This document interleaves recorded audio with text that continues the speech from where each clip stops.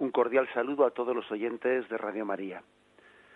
Un día más, con la gracia del Señor, proseguimos en el comentario del Catecismo de nuestra Madre la Iglesia. Estamos a partir del punto 904, dentro del apartado que tiene como título la participación del laico en la misión profética de Cristo. Perdón, mejor dicho, es el punto 908, la participación en la misión real de Cristo. La participación en la misión profética de Cristo es ayer, cuando lo hicimos, y antes de ayer fue la misión sacerdotal. Nos faltaba, pues, la participación del laico en la misión real de Cristo, que es a partir del punto 908.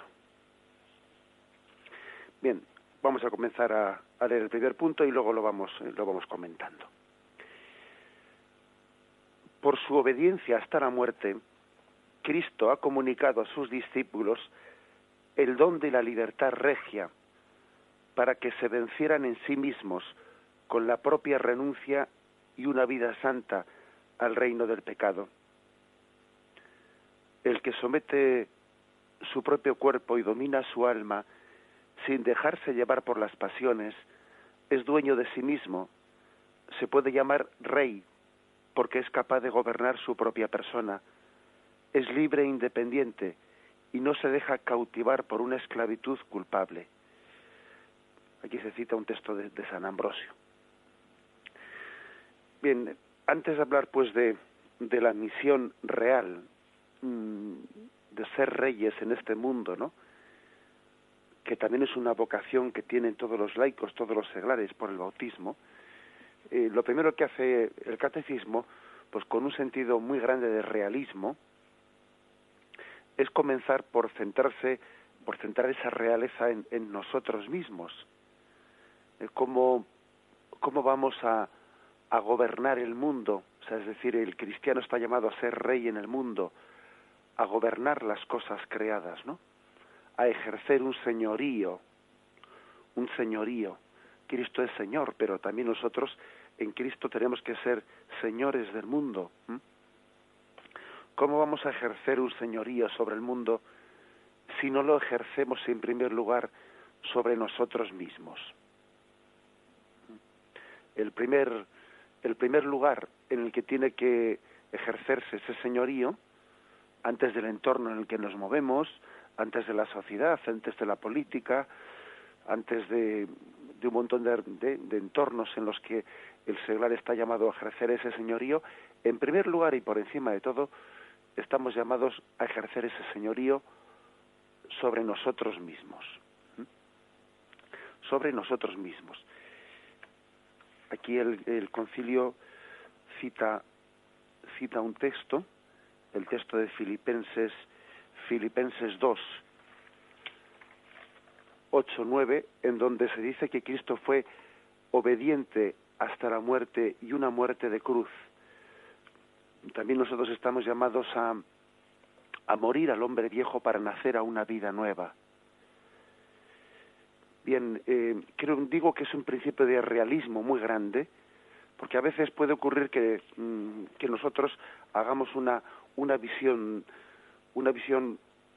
poco realista, en la que hablamos de las planificaciones pastorales, de cómo ordenar la pastoral, de cómo ordenar el mundo, cómo hacer un planteamiento, un organigrama que puede consistir en hacer un mundo más justo, más perfecto, más solidario.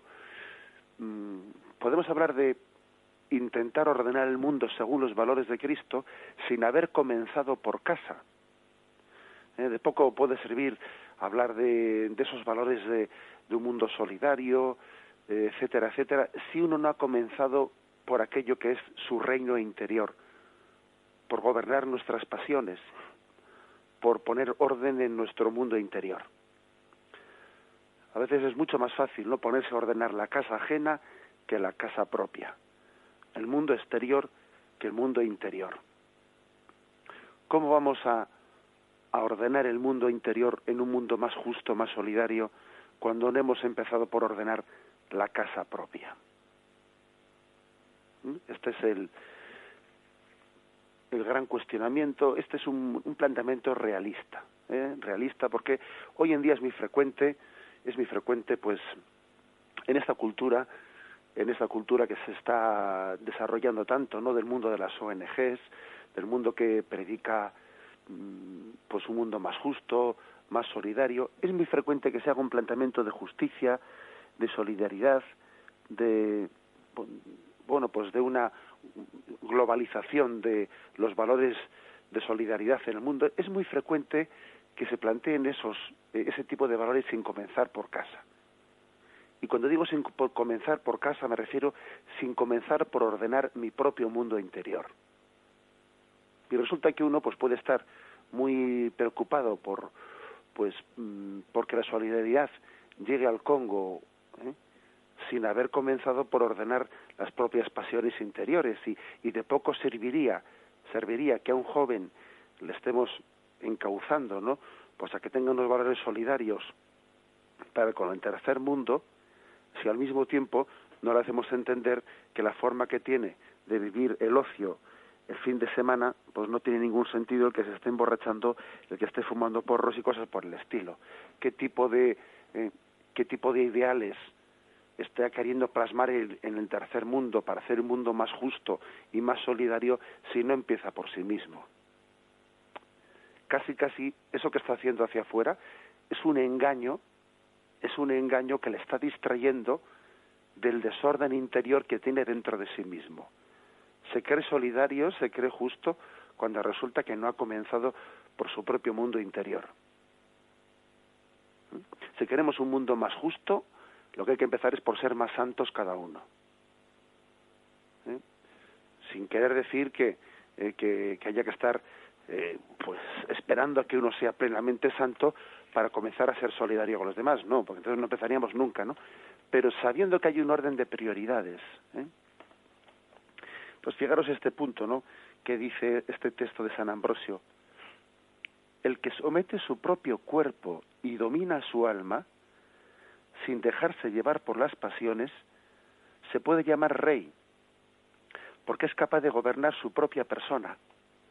Pero ¿cómo voy a contribuir yo a que el mundo sea más justo si resulta que no soy capaz de gobernar mi propia persona? Entonces a veces creo que podemos engañar, ¿no?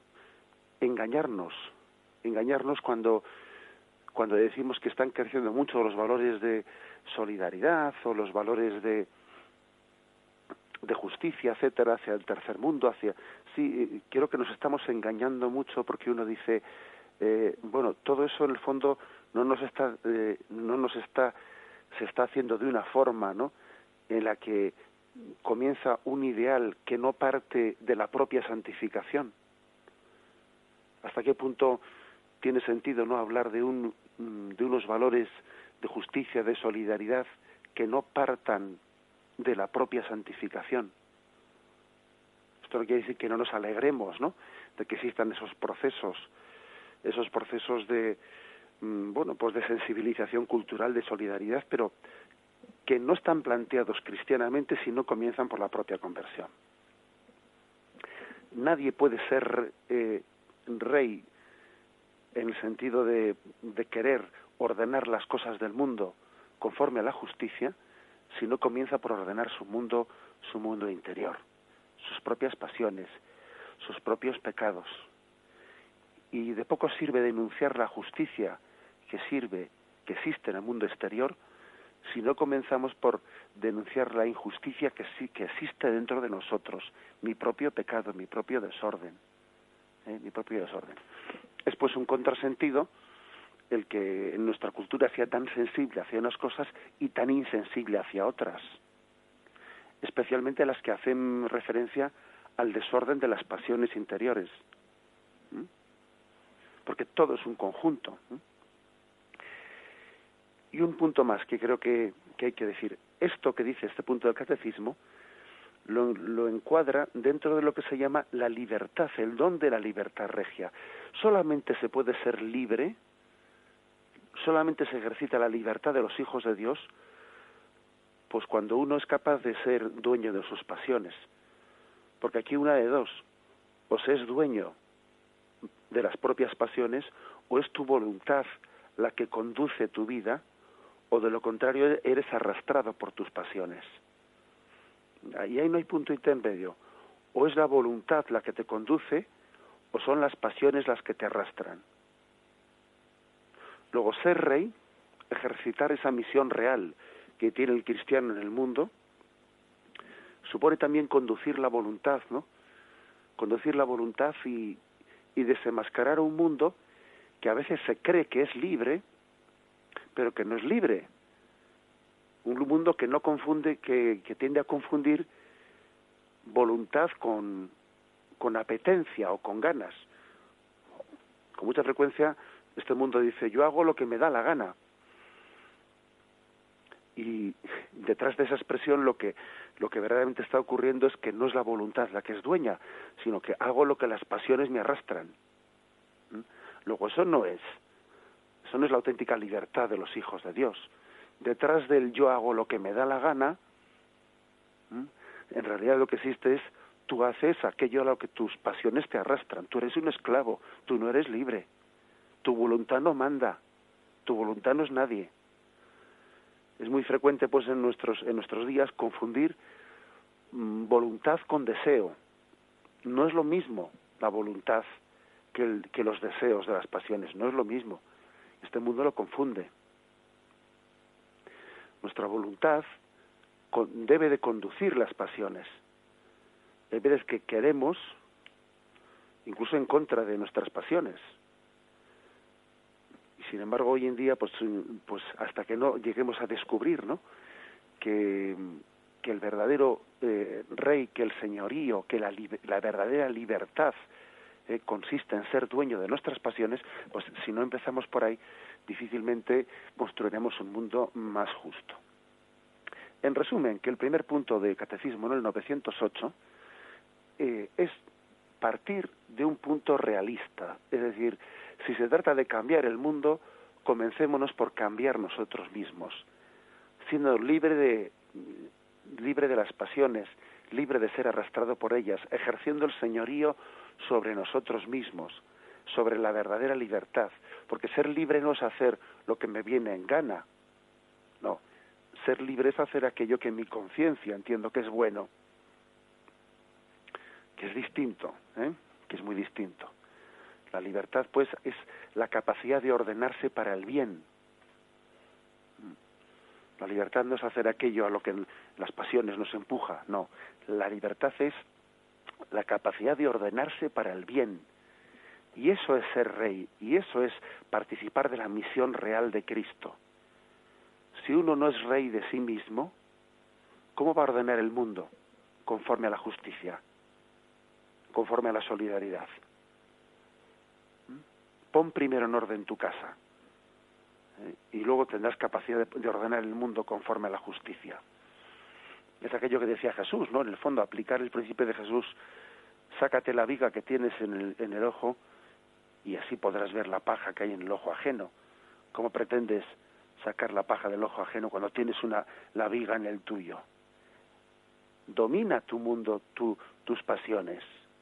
Sé libre con la libertad de los hijos de Dios.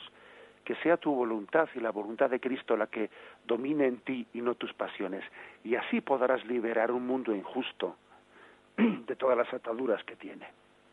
Ese es el primer punto. Lo vamos a reflexionar y ahora proseguimos.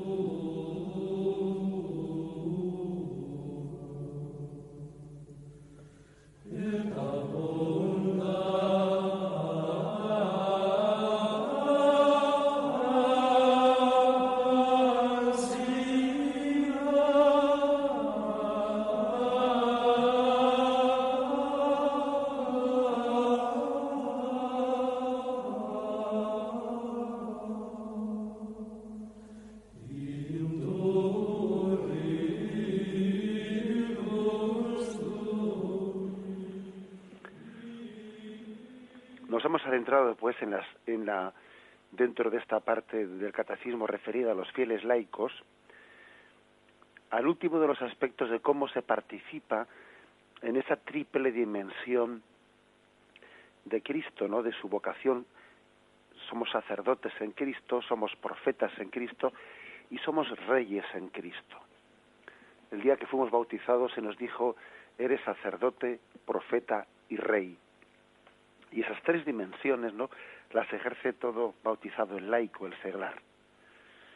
Dice el Concilio Vaticano II que porque el Señor desea dilatar su reino también por medio de los fieles laicos, no solo por medio de los apóstoles y de los sacerdotes, un reino de verdad y de vida, un reino de santidad y de gracia, un reino de justicia, de amor y de paz, en el cual la misma criatura quedará libre de la servidumbre de la corrupción, en la libertad de la gloria de los hijos de Dios.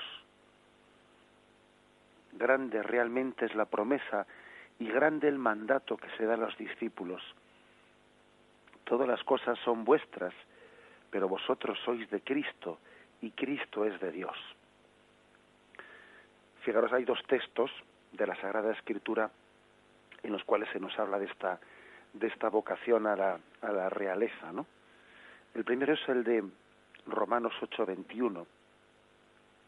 Dice, leyendo desde el versículo anterior, la creación en efecto fue sometida a la vanidad por aquel que la sometió, no espontáneamente, sino por aquel que la sometió en la esperanza de ser liberada de la servidumbre de la corrupción, para participar en la gloriosa libertad de los hijos de Dios.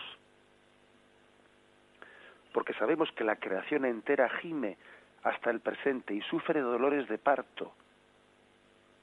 Y no solo ella, también nosotros que poseemos las primicias del Espíritu, nosotros mismos gemimos en nuestro interior, anhelando el rescate de nuestro cuerpo. Es decir, hay una lucha, ¿no? Una lucha por la liberación de este mundo. Porque está sometida, este mundo está sometido a todo aquello que el pecado ha ejercido de influencias de encadenar toda la creación, ¿no? Nuestro propio mundo interior, pero también las estructuras sociales, de encadenarlo todo pues a un mundo de egoísmos. A veces cuando percibimos, ¿no?, que en este mundo reina el egoísmo, reina el materialismo, reina cada uno a su interés, cada uno a lo suyo, ¿no? Y uno percibe, ¿no?, cuando ve así globalmente el mundo y dice, pero qué mundo tan egoísta, ¿no?, en el que reina ese principio bien. Sin embargo, hay dentro de este mundo también un auténtico anhelo de liberación de esa servidumbre, de corrupción que el pecado ha ejercido en el mundo. Y el cristiano está llamado, ¿no?, a ejercer esa función en Cristo, con la gracia de Cristo, esa función liberadora, liberando a este mundo, liberando con la gracia de Dios, con la libertad de los hijos de Dios, de esas cadenas de un mundo egoísta, ¿no?, sometido a esa ley del pecado. Y el segundo texto es 1 Corintios, capítulo 3, versículo 23, donde dice: todo es vuestro, vosotros de Cristo, y Cristo de Dios. Es decir, el mundo no es malo, el mundo es bueno, tal y como ha salido de las manos de Dios. Otra cosa es que en el mundo reine este desorden, que da la impresión de que el mundo no está sometido al pecado, que en él Satanás es príncipe de este mundo porque ha conseguido que las relaciones económicas, sociales, ¿no?, pues sean todas, ¿no?, todas o en buena parte, no dominadas por el egoísmo y el pecado. Pero ojo, el mundo es bueno en cuanto criatura de Dios y está llamado a ser rescatado para Cristo y a ser ordenado para Cristo. Por eso dice 1 Corintios 3:23, todo es vuestro, vosotros de Cristo y Cristo de Dios. Estamos llamados a ordenar, como piramidalmente todo, en función de Cristo. Todo es vuestro. ¿Qué quiere decir?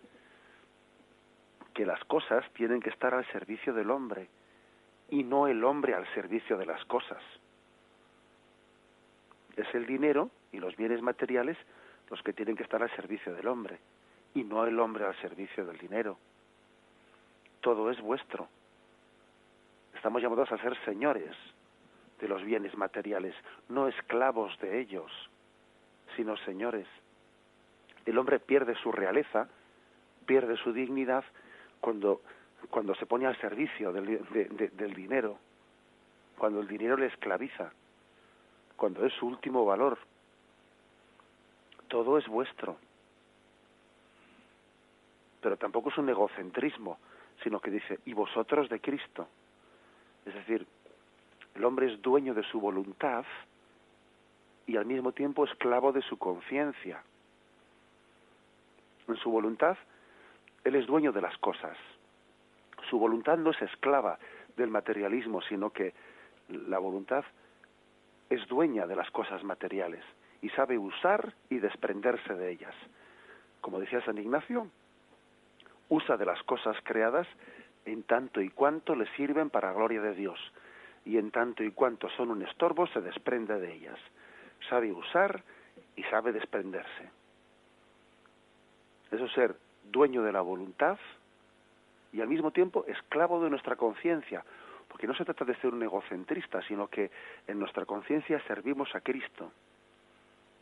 Todo es vuestro, vosotros de Cristo y Cristo de Dios.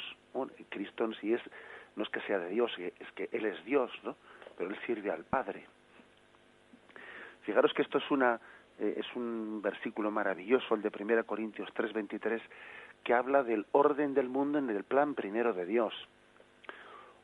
Un orden al cual nosotros muchas veces le hemos dado la vuelta, ni más ni menos. Hay que decir que uno es esclavo. Con frecuencia a este mundo no le vemos esclavo de los bienes materiales. La voluntad no es dueña de las cosas, sino que es esclava de ellas. Cristo, en vez de ser nuestra voluntad, nuestra conciencia, estar al servicio de Cristo, ¿no? Pues nuestra conciencia sencillamente está borrada o casi anulada pues porque somos arrastrados por esta vida y nuestra conciencia no sirve a Cristo nuestro Señor, sino que casi es acallada por los hechos que se nos imponen, no por la ley de los hechos consumados. Uno no elige, sino que es arrastrado.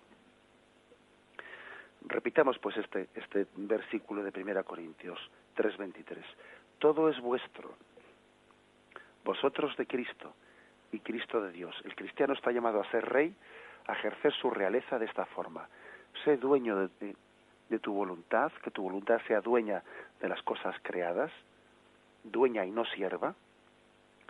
Sé dueño de tu voluntad y esclavo de tu conciencia, que en tu conciencia todo aquello que se ha puesto a tu servicio, tú lo pongas al servicio de la gloria de Dios.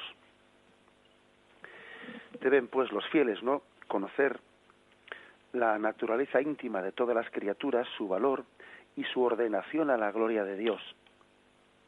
Y además deben ayudarse entre sí, también mediante las actividades de este mundo, para lograr una vida más santa, de suerte que el mundo se impregne del Espíritu de Cristo y alcance un fin de justicia, de caridad, de paz.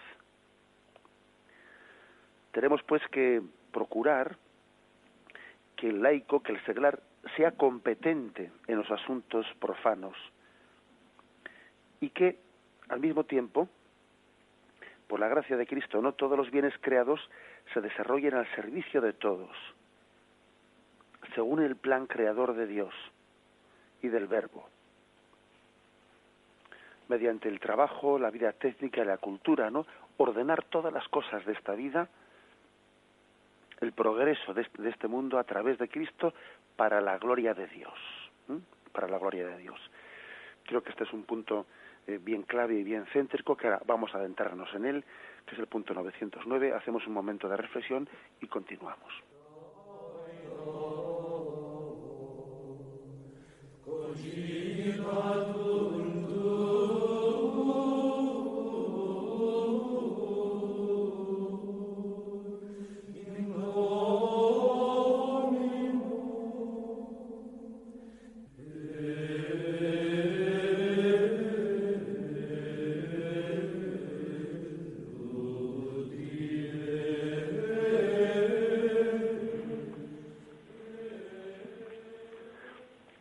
Bien, dice el punto 909. Los laicos, además, juntando también sus fuerzas, han de sanear las estructuras y las condiciones del mundo de tal forma que si alguna de sus costumbres incitan al pecado, todas ellas sean conformes con las normas de la justicia y favorezcan, en vez de impedir la práctica de las virtudes.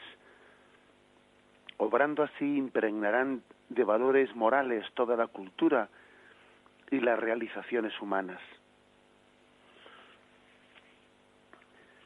Bien, es decir, que también todos los seglares, los laicos, están llamados a procurar que, mediante sus fuerzas, dice, se saneen las estructuras y los ambientes del mundo, porque tienen que impregnar de un sentido moral la cultura y el trabajo humano.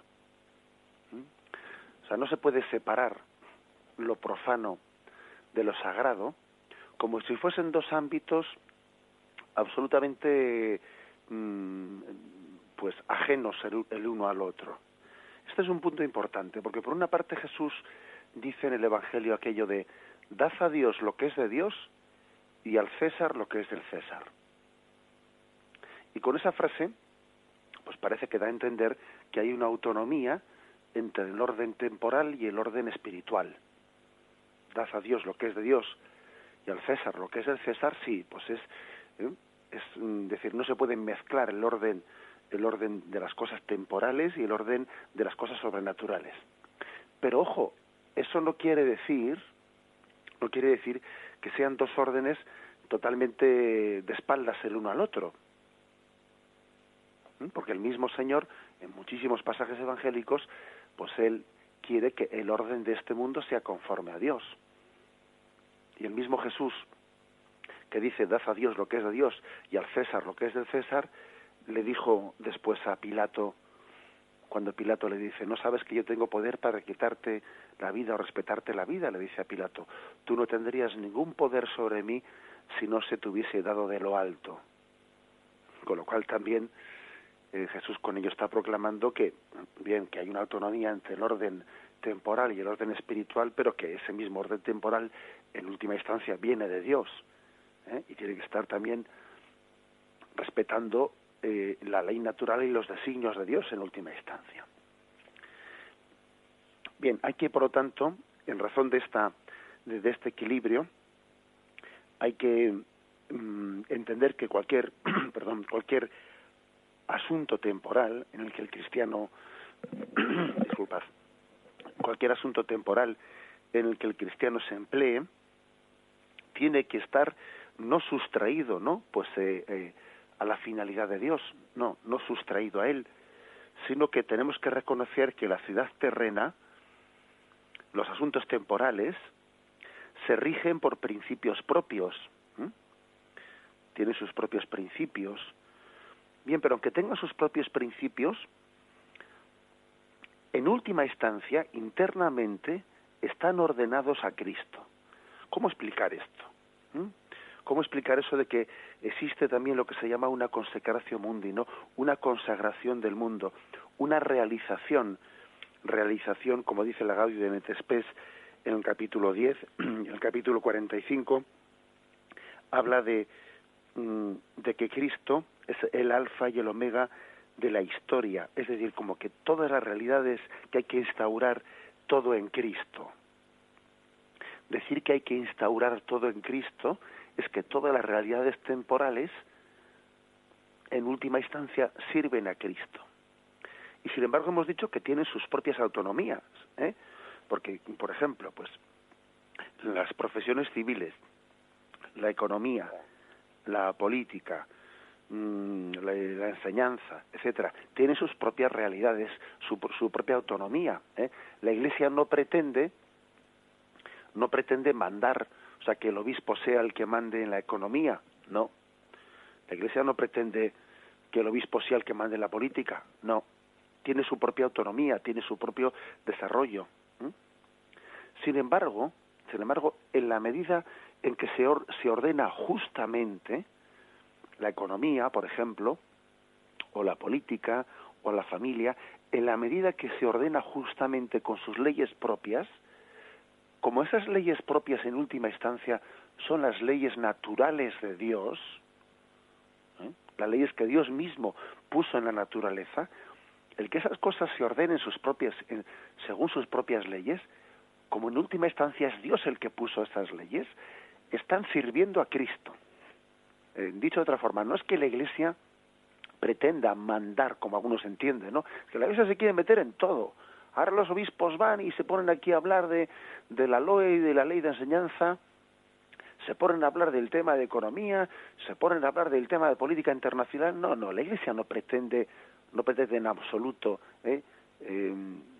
pues limitar la autonomía que tienen los gobernantes, que sean a ellos los que les toca gobernar. La Iglesia lo que recuerda es que hay un orden moral en todas las realidades temporales, hay un orden moral, y que también la economía tiene que ser desarrollada con un orden moral, y la enseñanza con un orden moral, en respeto al derecho de los padres de educar a sus hijos.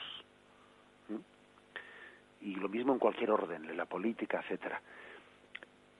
Fijaros, en última instancia, si todas estas realidades se conducen según sus propias leyes naturales, si se rige bien la economía según sus leyes naturales, si se rige bien la enseñanza, la familia según sus leyes naturales, en última instancia, sin pretenderlo, o pretendiéndolo, ¿no? Los cristianos pretendiéndolo, se está sirviendo a Cristo, se está dando gloria a Dios. Así pues, es verdad, dad a Dios lo que es de Dios y al César lo que es del César, pero no porque sean dos cosas que no tengan nada que ver una con la otra, sino que si el César gobierna las cosas con rectitud, en respeto de las leyes naturales, inconscientemente si no es cristiano y conscientemente si es cristiano, estará dando gloria a Dios, porque estará organizando la economía, la familia, la enseñanza, etcétera, la política internacional, lo que sea, lo estará ordenando según una ley natural que en última instancia es Dios quien la ha puesto. Luego, ese es el principio básico, ¿no?, de este punto.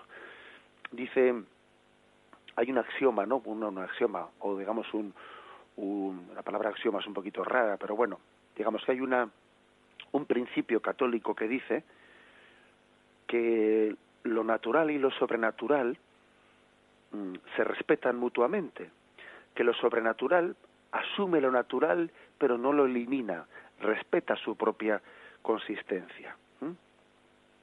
La vida sobrenatural del fiel cristiano no tiene que eliminar la propia autonomía legítima del mundo, de la cuestión mundana. Por ejemplo, imaginémonos un cristiano que es economista. Pues ese cristiano que es economista, pues cuando él sale de hacer sus oraciones, sale quizás de la misa que ha escuchado por la mañana y se adentra en el banco, bien, él cuando se pone allí a hacer sus tareas económicas, como os podemos imaginar, en ese momento hay una autonomía propia de cómo organizar la economía. Es decir, él en ese momento no está yendo al Código de Derecho Canónico para ver allí cómo hay que organizar las transacciones económicas. No, porque él allí tiene sus propias leyes dentro del banco, las leyes económicas. Ahora, eso no quiere decir que allí también en el banco, en esas leyes económicas, en ese aprendizaje económico, no existan también unos principios morales. Claro que existen los principios morales que lo que hacen es que en última instancia todo eso esté ordenado a la gloria de Dios, porque todo lo que está bien hecho, conforme a justicia, conforme a verdad, en el fondo sirve a Cristo y se conduce a la mayor gloria de Dios. Esto es lo que aquí estamos de alguna manera insistiendo en que el cristiano, cuando ordena bien las cosas naturales, está sirviendo en última instancia al principio sobrenatural de que todo es del hombre, el hombre es de Cristo y Cristo es de Dios. Está finalizando el mundo en Cristo, porque Cristo es el culmen de la creación. El buen orden de las realidades temporales el de la familia, el de la nación, el de la humanidad, pues es un fin en sí mismo, pero es un fin secundario sometido a un fin último que es el de la gloria de Dios. Bien, vamos a meditarlo brevemente y continuamos.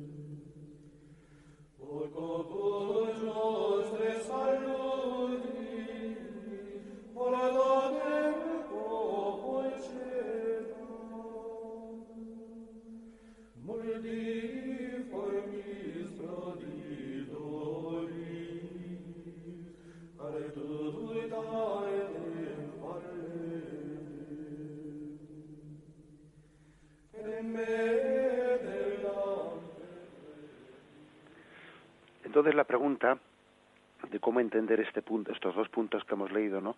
Pero especialmente el punto 909, eso que dice de que los laicos están llamados también a juntar todas sus fuerzas para sanear las estructuras del mundo, ¿no? Al servicio de Cristo, habría que decir dos cosas. Primero, que tienen que hacerlo mediante una competencia técnica, para desarrollar las actividades del mundo, lo cual es una exigencia misma de la espiritualidad laical, ser competente, es decir, poner los dones, los talentos que Dios te ha dado, ponerlos al servicio pues de un mundo más justo. Y si Dios a uno le da unos talentos, pues para poder ser un buen ingeniero, pues poner esos talentos al servicio de esa competencia técnica y tener la capacidad de ser un buen ingeniero. Y si Dios le ha dado los talentos pues para ser pues una madre de casa que haga unas tareas, no, pues hacerlas con todos sus talentos, es poner esos talentos, no ir a lo cómodo, sino desarrollarlos con esa capacidad que puede llegar a tener pues una ama de casa, de ser capaz de ordenar la vida familiar al servicio de, es decir, en primer lugar, la competencia técnica. El profesional como profesional, ¿no? Sea la profesión que fuere, sea una profesión humilde, sea una profesión pues muy estimada por el grado técnico, eso es lo de menos, pero ser competente en la profesión de uno. Porque difícilmente se puede servir a Cristo si uno es un chapuzas. Permitirme la expresión. No se trata de que uno sea un chapuzas en el mundo en el que le toque vivir y después dice, bueno, ahora salgo del trabajo donde soy un chapuzas, donde no me lo tomo en serio y ahora voy a ir a la iglesia pues allí a ser catequista después de haber sido un chapuzas en el trabajo. Eso no es ejercer esa realeza cristiana. Y en primer lugar, casi, fijaros, en un grado de prioridades casi más importante que ser un buen catequista es que en tu trabajo seas competente, que realices el trabajo con verdadera vocación de cristificar tu trabajo. No vale chapucear en el trabajo y luego compensar eso con hacer unos servicios eclesiales, no vale eso. Lo primero que tiene que hacer un cristiano es ser competente técnicamente, me refiero, pues en todas las tareas que Dios le ha encomendado. Y en segundo lugar, impregnarlas de un sentido moral. porque claro, no vale ser únicamente competente técnicamente, sino poner eso al servicio de Cristo. Si uno, por ejemplo, es médico, pues no vale que aunque sea competente médicamente, sino que humanice la medicina, que entienda que dentro de ella también puede haber, que se puede ejercer la medicina pues de formas morales o inmorales, hasta el punto de que uno a veces tiene la obligación de hacer una objeción de conciencia, entendiendo que no puede participar en ciertos aspectos que son inmorales. Cuando digo pues competencia técnica, bien, vale, competencia técnica, pero hay que poner luego la técnica al servicio de la gloria de Dios. Hay cosas que son un avance técnico, pero no son un avance humano. Pues, por ejemplo, será un avance técnico el hecho de haber conseguido llegar a clonar al hombre. Pues nadie niega que eso desde el punto de vista técnico es un avance. Ahora, ¿es un avance humano? En absoluto. Está en contra de la dignidad humana. Será un avance técnico el hecho de haber conseguido hacer un híbrido entre un híbrido mezclando un animal con el semen del hombre o fecundándolo con el semen del hombre. Técnicamente eso no atribuye a la comunión, y no. O sea, tan incorrecto es tener ese escrúpulo como lo que he dicho antes, distribuir la comunión cuando habría un sacerdote para distribuirla. Pues entonces no tiene sentido que en ese caso se haga. Bien, como veis es una aplicación la que hace el punto 903, una aplicación concreta, pues de una forma de ejercer esa misión sacerdotal que tienen los laicos. Pero sin duda la principal es la que dice el punto 901. Ofrecer toda nuestra vida, todas las circunstancias, hacer un ofrecimiento de todo lo que somos, lo que tenemos, ¿no? Ofrecer nuestras alegrías, nuestras penas, nuestro trabajo, qué importante es ofrecer el trabajo, el ofrecimiento de toda nuestra vida a Dios Padre por medio de Cristo en el altar de la Eucaristía. Esa es la razón principal, el ejercicio principal, ¿no?, de la misión sacerdotal del laico del seglar. Vamos a dar paso a la intervención de los oyentes. Podéis hacerlo como siempre llamando al teléfono 917 107 700, 917 107 700.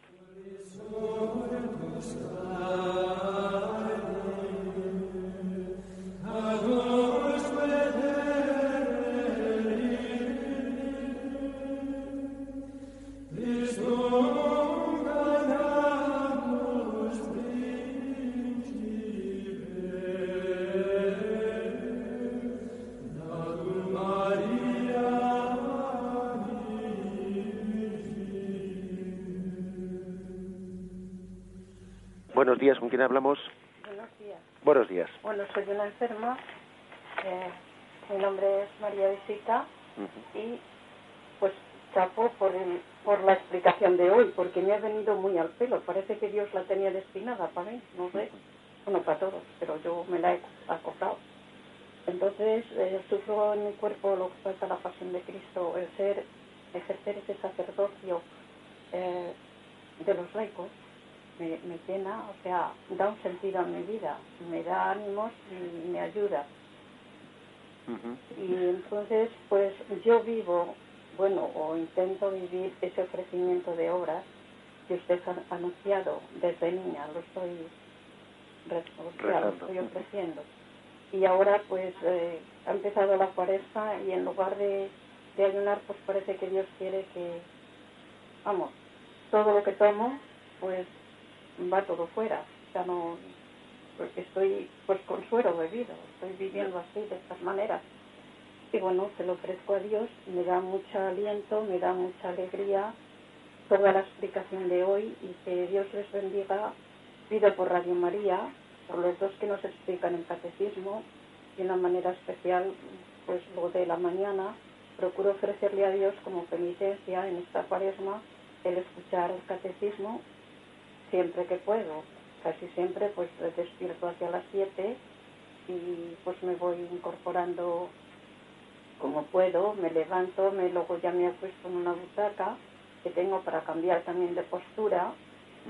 Y bueno, pues se lo estoy ofreciendo a la Virgen, unido a la pasión de Cristo, unido a sus dolores, por por la salvación del mundo. A mí eso que ha dicho de que las obras pequeñas con mucho amor son las que salvan al mundo, eso me da clave en las situaciones en que Dios me tiene. Mientras yo viva en este mundo, pues quiero vivirlo con la gracia de Dios y la ayuda de los hermanos, la ayuda de todos los que nos están atendiendo por Radio María, porque Radio María para mí pues ha sido una bendición de Dios y sigue siéndolo. O sea, yo no tengo otra televisión ni otra radio más que Radio María. Con ella me acuesto, con ella me levanto y bueno, pues una gozada escucharla y sobre todo un tema como el de hoy. Pues muchas gracias y le doy las gracias a ti en nombre de Radio María, en nombre de todos los oyentes y un abrazo para todos. Muchísimas gracias. Viva la salvación del mundo y este apostolado que ustedes, los dos sacerdotes, están ofreciéndonos a través de Radio María. Que Dios les bendiga. Pues muchísimas gracias a usted. La verdad es que yo creo que esas palabras que son emocionantes, ¿no?, se explican solas, porque, bueno, quizás las palabras que yo dirijo pues no dejan de ser, tienen, ¿no?, el peligro de ser pues un poco una teoría que un sacerdote explica, pero cuando uno ve que una teoría luego es vida en las personas, ¿no?, se traduce en una vida diaria y no son solo palabras bonitas, ¿no?, no son solo así ideales, sino que se traducen en esa vida concreta de esa persona, ¿no?, pues entonces da gloria a Dios, ¿no? Dice, bendito sea Dios, ¿no?, que estamos hablando no de unas palabras hermosas, no de una teoría bonita, sino de unas vidas concretas ofrecidas con Cristo que son fructíferas, ¿no? Y en ese ofrecimiento de esas personas yo creo que muchos sacerdotes sentimos un gran consuelo porque vemos que el fruto de nuestro sacerdocio brota de ofrecimientos como ese, ofrecimientos como ese que luego florecen en el mundo, pues en lugares insospechados, ¿no? O sea, que gloria a Dios por esa vivencia del sacerdocio común de los fieles. Adelante, damos paso al siguiente oyente. Hola, buenos días. Buenos días. Me llamo Isabel y soy de Madrid. Y mire, en primer lugar, bueno, pues es un tópico felicitarle por el programa, pero es que verdaderamente es así. Y yo oigo Radio María pues desde que me levanto. Entonces no sé si fue usted o fue otro sacerdote que dijo, pues hay veces que las personas se me acercan, oiga, que la homilía parece que le ha dicho para mí. Pues mire, verdaderamente hoy la toca el Espíritu Santo, porque es que parece que todo lo que estaba diciendo era para mí, porque yo soy una persona enferma y con mi enfermedad pues perdón que estoy muy nerviosa, no he tenido, se lo ofrecía a Dios, tenía muchísima paz, estaba muy tranquila, pero ahora pues tengo un problema familiar y ese pues me está agobiando. Y yo el viernes precisamente decía, Señor, pero si yo me pusiera en tus manos ese problema como he puesto mi enfermedad, seguiría igual con mi enfermedad, con mi tratamiento, pero con paz, cosa que ahora no tengo, que es justo lo que usted ha dicho. Sí. Entonces, pues era para decirle que todas sus palabras, parece que el Espíritu Santo, bueno, yo ya esta mañana he estado haciendo la oración con el Espíritu Santo, y digo, Dios mío, si es que parece que le ha puesto el Espíritu Santo en la cabeza y le está diciendo todo lo que mi corazón siente. Con esto lo único que quiero decir es que la gente se ponga en manos de Dios, aunque yo en esta vez le he fallado y bueno, no es que le he fallado, sino que yo qué sé, se me sobrepasa o no sé lo que pasa, pero que muchísimas gracias y que siga así, y si esto sirve para algo, pues nada, bendito y alabado sea Jesucristo. Adelante. La verdad es que suele ocurrir, ¿verdad?, que nos cuesta más sobrellevar a veces los sufrimientos morales que los sufrimientos físicos. Los sufrimientos morales todavía son un ofrecimiento más agradable a Dios que el sufrimiento físico. Porque bueno, parece que el sufrimiento físico, pues uno todavía se conserva para sí, pues la satisfacción de que aunque la salud me falle, pues otras cosas moralmente me siento orgulloso de ellas, ¿no? Pero cuando nos toca ofrecer pues humillaciones, dolores referentes a disgustos familiares, etcétera, ese sufrimiento moral supera con mucho al sufrimiento físico. Es más, nos cuesta más ofrecerlo a Dios y quedarnos en paz. Pero yo creo que todavía, precisamente por eso, es una forma de ejercer, ¿no?, el sacerdocio de Cristo todavía en un grado muy superior. Porque Cristo, en Getsemaní, no solo estaba ofreciendo el sufrimiento físico, sino era mayor el sufrimiento moral que el físico en Jesús en Getsemaní. Le dolía más la traición, le dolía más la falta de respuesta de los hombres, le dolía más nuestro pecado que el dolor de los clavos que iba a venir el día siguiente, el Viernes Santo. Luego también cuando ofrecemos los sufrimientos morales, familiares, etcétera, nos estamos identificando con Cristo en ese sacerdocio de una manera muy especial. Bien, damos paso al último de los oyentes. Buenos días, Buenos padre. días, buenos días. Bueno, muchísimas gracias, como siempre, ¿no? Sí. Pero hoy nos ha llegado al alma porque los militantes en cualquier movimiento aceptado por la Iglesia, pues es un gozo sentirnos, pues como dice el Vaticano tan claramente, sacerdotes. Y se llega un momento en que eres sacerdote en Él, con Él y por Él todo el día. Es decir, llegas al convencimiento de que tu día diario, el de aquí y ahora, de todo tu quehacer, orar, sufrir, gozar, lo que sea, es Cristo el que está actuando, el que está siendo y viviendo en ti y contigo, porque por la participación en el cuerpo místico no es posible otra cosa. Entonces es un gozo permanente si somos capaces de ser conscientes, y esto nos lleva pues a participar en la Eucaristía, pues que se hace presente ese sacrificio único y eterno aquí y ahora, y participando en ella, pues entonces ya es que no dices te ofrezco mi esto y lo otro, me ofrezco contigo y en ti al Padre, pues por todo lo que hacemos todos los días en conjunto, ¿no? Y es una gracia de Dios el haber descubierto pues eso, la oración, cuando el Vaticano nos permitía a los laicos o seglares las obras de la Iglesia, porque es que te sientes iglesia total, desde el Papa hasta el último indito que esté allí, o uno en la selva, o un parapléjico, eres iglesia total, y eso es un gozo tan grande, Padre, pero esto requiere, claro, como nos forjaban, yo concretamente en la Acción Católica desde los 12 años, en la oración, en el examen, en el retiro, en los ejercicios, en hacerte todo para todos.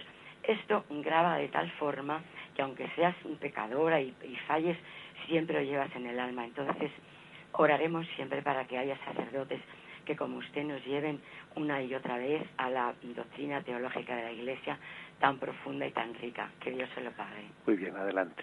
Pues bueno, tenemos el tiempo ya cumplido, y con esa intervención del último oyente pues terminamos glorificando a Dios. También voy a impartiros esta bendición sacerdotal que quiere ser también pues confortadora para todos. La bendición de Dios Todopoderoso, Padre, Hijo y Espíritu Santo, descienda sobre vosotros. Alabado sea Jesucristo. Porque Él, siendo omnipotente, ha querido necesitar del hombre para extender su reino. Y el hombre puede decir que no a esa colaboración de Dios en la extensión del reino. Bien, hemos llegado ya al tiempo, no queremos pasarnos de él. Damos gracias a todos los oyentes por haber podido pues también tener este rato de coloquio y de profundización en estos aspectos del catecismo. Dios mediante, continuaremos mañana, proseguiremos con este aspecto de la participación del laico en la misión real de Cristo que hemos dejado hoy inconclusa. Con mi bendición. La bendición de Dios Todopoderoso, Padre, Hijo y Espíritu Santo, descienda sobre vosotros. Alabado sea Jesucristo.